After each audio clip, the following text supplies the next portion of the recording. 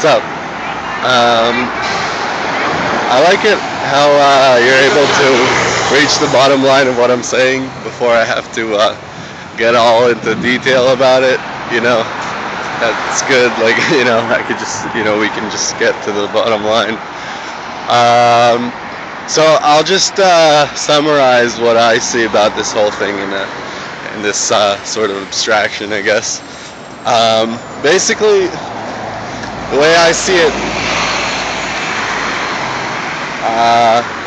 you know, we all live in life goes in waves, whether we like it or not. You know, I mean, you know, it's like even when some serious shit happens, you know, if you're on the up wave, you're just not gonna take it so bad. And if you're on the down wave, it's gonna crash you down. And basically, we don't get to choose whether or not it goes in waves. That's just how life works.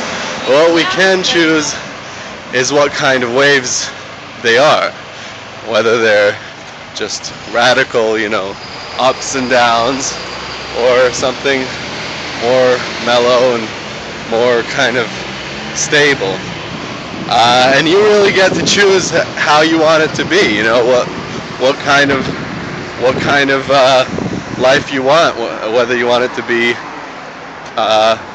you know, very stable and flat, or whether you want it to be radical with big highs and lows. You know, I mean, there really shouldn't be any sort of, you know, side that's better than the other. I mean, you know, you can choose the radical end, which is, you know, it's got more excitement and happiness, but it's also got more downs and sadness and, you know, danger. And you can choose the more kind of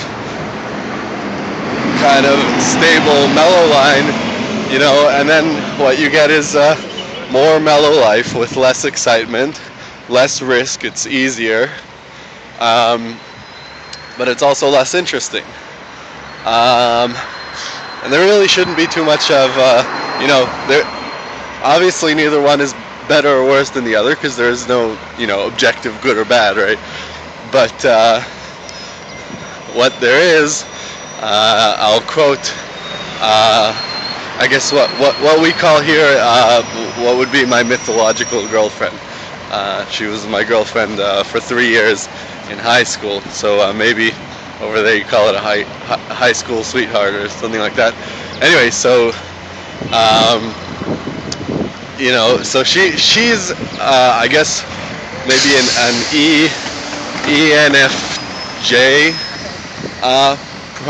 possibly, or an ENFP.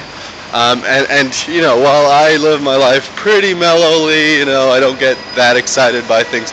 She's the opposite. I mean, she's crazy. I mean, in that sense, she's like really, really radical. You know, highs and lows, and she goes really, really. When she's excited, she's jumping up and down, and when she's sad, I mean, well, back then she would, you know, fucking do some serious shit, but you know. And so, while I would seek in life, you know, some sort of thrill, her, you know, she was always striving to be as stable and mellow as she can. And she called me a few weeks ago, and she said, I don't know if she came up with this or she got it from somewhere, but you know, it's all just like the pulse, you know.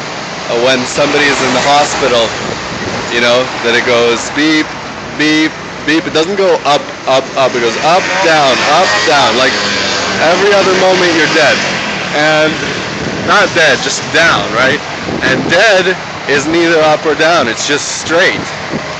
So the closer you are to that, in a way, the more dead you are, you know. Not, you know, that maybe that comes off, you know, a bit like in the face, but it's a choice. And you know, I want to kind of give a chance as much as I can to being alive So that's basically the summary of that. Yes, Jerusalem is also just concrete and tar, except a bit less fancy than New York, and everything's a bit dirtier on the whole. So anyway, so that's how I summarize that. Peace.